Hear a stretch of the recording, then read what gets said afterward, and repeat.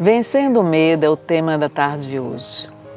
Nesse cenário de crise política, social, econômica, financeira, que todo o nosso planeta está vivenciando, são milhares de pessoas que estão perdendo seus empregos, além daquelas que já estavam desempregadas ou no emprego informal.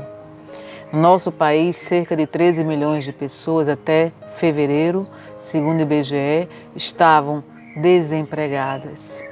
Isso fomenta um processo de medo, uma angústia existencial, uma ansiedade em relação a um futuro que nós não temos absolutamente controle quanto ao que possa vir a acontecer. Nesse sentido, é importante que nós compreendamos que além daquelas pessoas que se encontram doentes, que sejam vítimas, que sejam das pandemias ou epidemias que já ocorreram ou que estejam ocorrendo no nosso planeta, existem também os doentes psíquicos, aqueles que padecem de transtornos mentais. Segundo a Organização Mundial da Saúde, há cerca de 700 milhões de pessoas no mundo inteiro vítimas do transtorno mental. Isso representa 13% do total de todas as doenças existentes.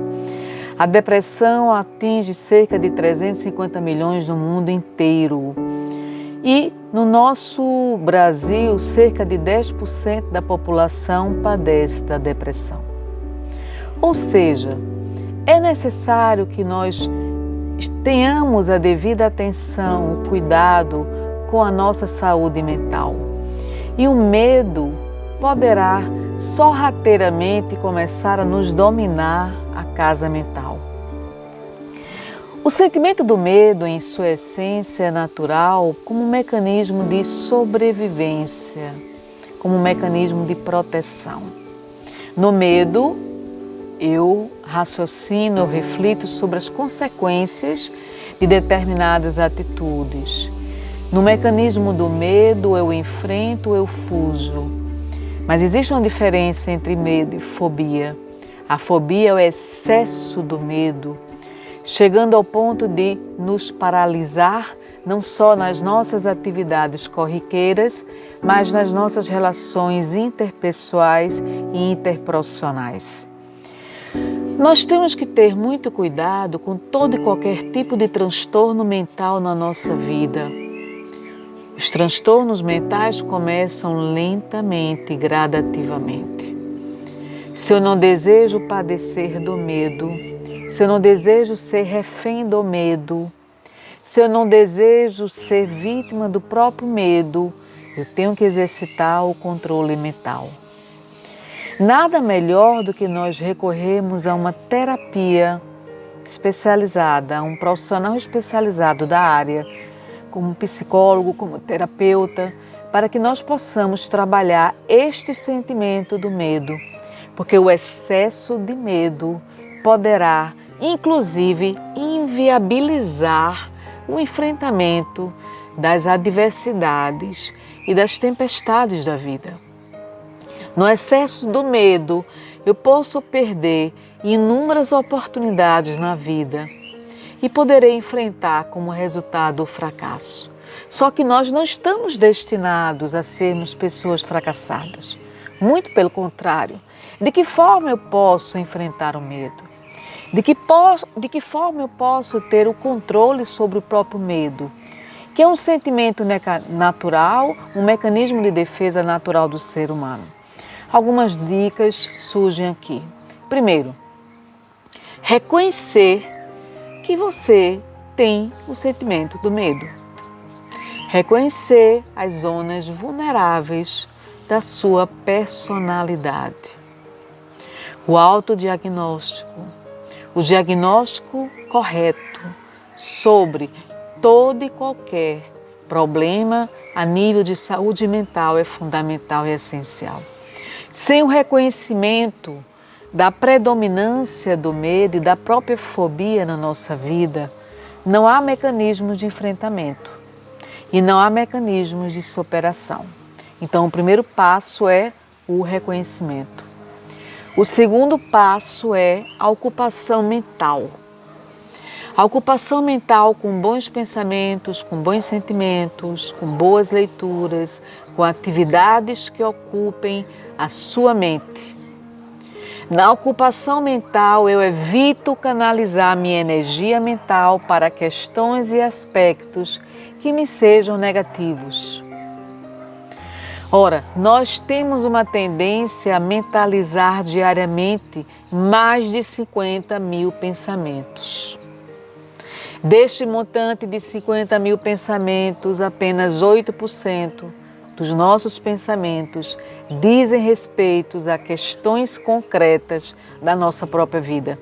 Então vejam a capacidade que nós temos de criar cenários mentais. Cenários mentais que poderão dificultar, sobretudo, o nosso equilíbrio emocional. O terceiro passo que nós poderemos enfrentar para superar a questão do medo é a meditação, a oração,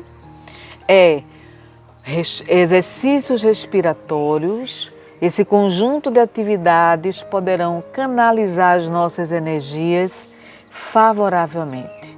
Ninguém tem dúvidas do poder da prece. Ninguém tem dúvidas que na oração nós somos capazes de fortalecer a nossa fragilidade espiritual. Ninguém tem dúvidas que na meditação há benefícios concretos para a nossa própria saúde. Ninguém tem dúvidas que no exercício da respiração eu entro em conexão com a minha própria essência. Então vejam, no equilíbrio mental, nós conquistaremos essa paz que tanto precisamos. Mas não é algo abrupto de se conseguir. São bons hábitos que se instalam diariamente na nossa mente e na nossa própria vida. Evite comentar situações desagradáveis. Evite fazer leituras de situações que exageram no sofrimento, nas angústias e que lhe tiram do equilíbrio, do eixo espiritual que você precisa estar. Evite situações de discussões diárias. Nessa quarentena, nós estamos no isolamento social.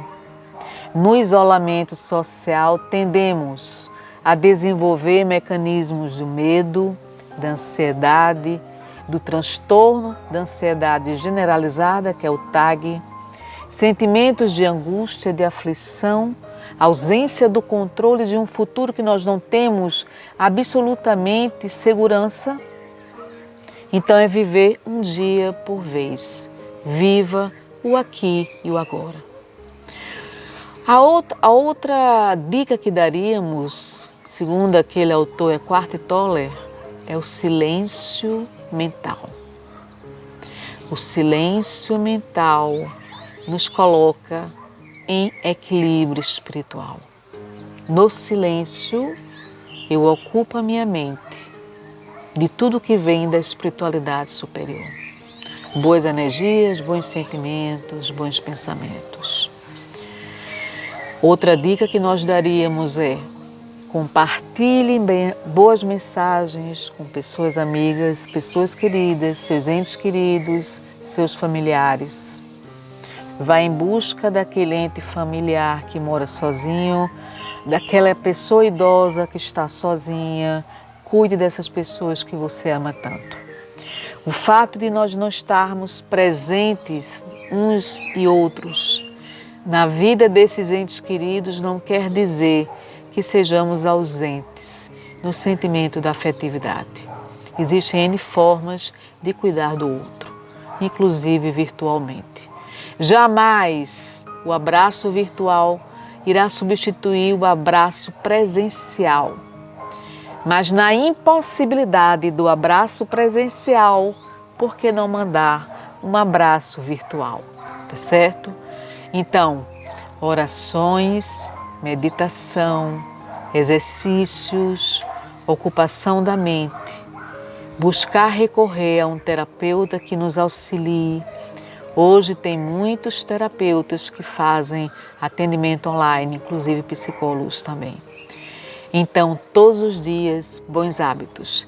Nessa formação dos bons hábitos, é possível superar toda e qualquer angústia, todo e qualquer sentimento de medo que essa quarentena esteja intensificando em nossas vidas. Muita paz.